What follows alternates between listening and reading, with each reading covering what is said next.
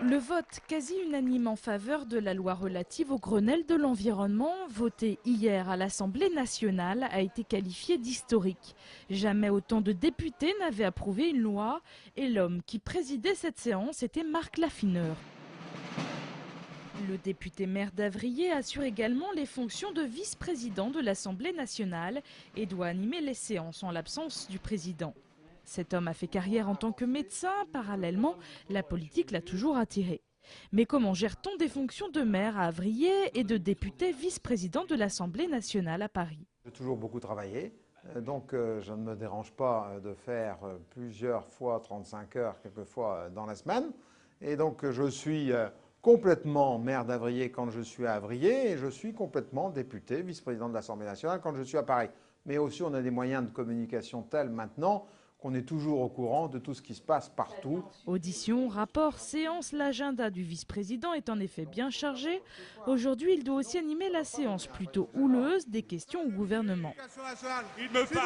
On ne se sent pas différent parce qu'on monte au perchoir, mais on sent en tout cas qu'on a un rôle différent et une responsabilité différente parce que aussi bien on est dans l'hémicycle et on peut être partisan, on monte à la tribune du perchoir et à ce moment-là, nous ne sommes plus partisans. Nous devons être totalement équitables et impartials entre les différentes oppositions et majorités. C'est ça qui est un peu d'ailleurs, qui peut sembler paradoxal, mais qui est en même temps très intéressant. On défend un texte et on a ses idées, et on a des idées à défendre, une philosophie à défendre, mais on monte au perchoir.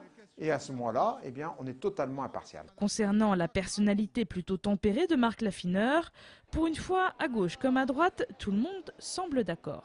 En tant qu'homme, il est très agréable et très convivial, et c'est facile de travailler avec lui y compris d'aller en déplacement, ce qui est un endroit où on rencontre mieux les gens, on les voit mieux. Comme vice-président, il fait son travail sérieusement. Il a pris une vraie habitude de la présidence. C'est un métier, c'est complexe, c'est compliqué.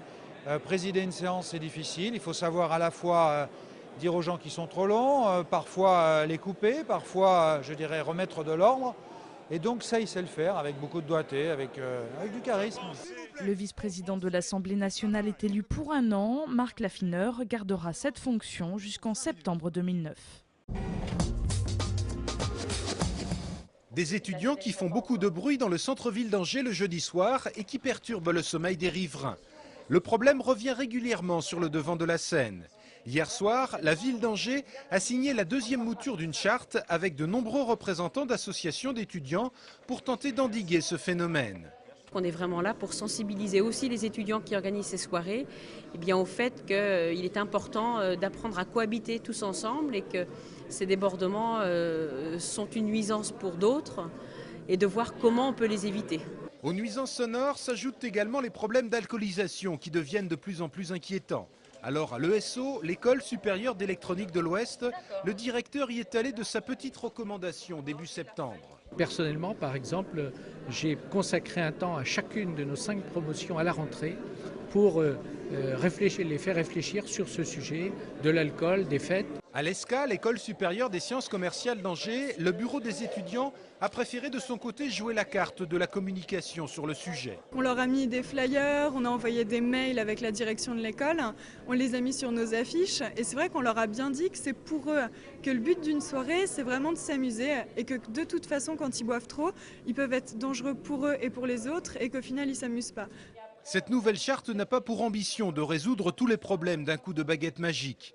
Elle va cependant permettre aux étudiants signataires de bénéficier d'une salle spécifique pour organiser leur soirée. Une salle qui sera bien évidemment éloignée du centre-ville. Un mois après leur mouvement de grève, les salariés des fonderies de Lotion s'attendaient à ce que leur entreprise soit mise en liquidation judiciaire. Finalement, contre toute attente, la fonderie vient d'être placée en redressement judiciaire avec une période d'observation de 4 mois. Cela sonne comme un léger répit pour les salariés.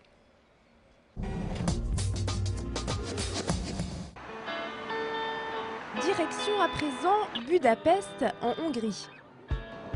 Ce week-end se tenait le premier salon du cheval. La région des Pays de la Loire y avait son propre stand et le cadre noir de Saumur faisait aussi partie du voyage.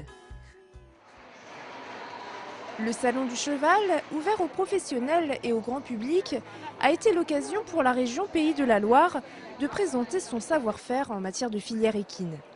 En France, la région est leader dans plusieurs domaines.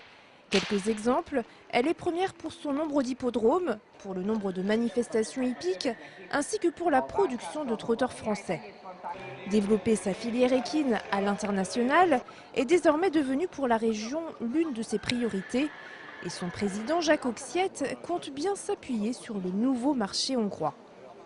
Nous sommes effectivement la seule région en France à avoir contractualisé avec l'État, dans le cadre du contrat de projet, comme on le fait sur d'autres filières économiques, d'avoir contractualisé un montant substantiel, effectivement, pour ce qu'on appelle la filière équine. Alors ça va de la rénovation des hippodromes jusqu'à des actions de développement à l'international et de financement des formations qui existent également dans la région. La région consacre chaque année plus de 3 millions d'euros à la filière équine. La Hongrie est un marché prometteur pour les Pays de la Loire. Philippe Sonchi est président des chevaux de sport de la région. Il est venu présenter 6 chevaux avec l'intention d'en vendre quelques-uns. Nous essayons de mettre en place un berceau de race en Hongrie avec des juments d'âge différents. Nous avons là présentes sur le salon 2 juments donc pleines, 2 jeunes juments futures poulinières et une pouliche de 2 ans que nous souhaitons leur présenter. Si la Hongrie est par tradition une nation de cavaliers, le pays peine à structurer sa filière équine. Ce salon était donc l'occasion de mettre en place des projets communs pour relancer le secteur. L'Hongrie traverse maintenant une situation difficile économiquement comme toute l'Europe, mais nous avons la conviction qu'à moyen et long terme, ça va donner bien sûr une renaissance et bien sûr aussi économiquement sera profitable. Parmi les attractions du salon, ce cheval de trait qui lui venait de Bretagne et qui a remporté un franc succès auprès du public. Je suis émerveillée par ces chevaux et surtout par ce cheval de trait qui vient de France. La suite de cette série sur le salon, c'est demain avec un reportage sur le cadre noir de Saumur.